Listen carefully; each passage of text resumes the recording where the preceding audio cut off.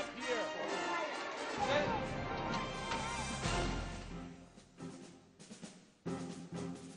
Welcome to Freedom Watch Afghanistan. I'm Staff Sergeant Trevor Pedro. Afghan and coalition medical care providers continue to make a difference throughout the country, with southern Afghanistan's Herat province the latest to reap the benefits. The U.S. Special Operations Civil Affairs Team opened a new clinic in the Shindad district this week. More than 400 villagers took part in the grand opening, with many of them receiving treatment and medications from both Afghan and coalition doctors. 8 Afghans are currently employed at the clinic, holding jobs in medical, cleaning, maintenance, and security positions.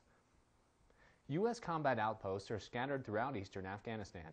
Marine Sergeant Jeremy Ross shows us how one group of soldiers is protecting one of those tiny installations with some long-range firepower. Combat outpost Najil is pretty isolated. Nestled near the base of a mountain in eastern Afghanistan's Logman province, it's the sort of place where if you want something done, you probably have to do it yourself. That's exactly what the mortar section of Task Force Pacesetter has been up to over the last couple of weeks, as they seek to improve the position of their gun line. Recently we've started building a new pit up higher on the mountain, so it gives us more visibility of the area and gives us better protection, less line of sight from the haystacks where we've received fire in the past. The outpost is surrounded by mountains, offering enemies a target vulnerable to long-range attacks. When the outpost comes under attack, its mortars are often its best defense, capable of lobbing explosive rounds onto targets more than 4 miles away. We have targets pre-planned surrounding the entire area.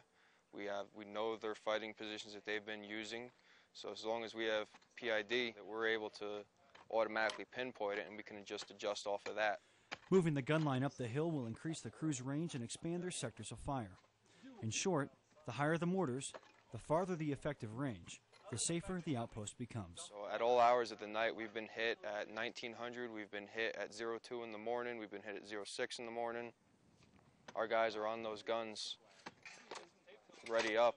When insurgents think Najil is a tempting target, they might want to think twice, even if they're a few mountains away. Marine Sergeant Jeremy Ross, Combat Outpost Najil, Afghanistan. Combat and operational stress teams travel throughout Afghanistan, providing care to service members facing difficulties while deployed.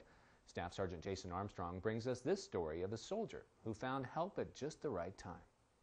There's more to a military member than just the uniform. At times you have to look past the service and to the person. For Specialist Bruce Cantrell, that time came to a head while on his 4th deployment. Lost my oldest brother. He died of AIDS. Another one of my brothers is diagnosed with terminal illness. My mom's pretty bad off, and my mother-in-law is pretty bad. She's probably not going to make it past this year. My father-in-law is in chemotherapy, and my other father-in-law is in kidney dialysis.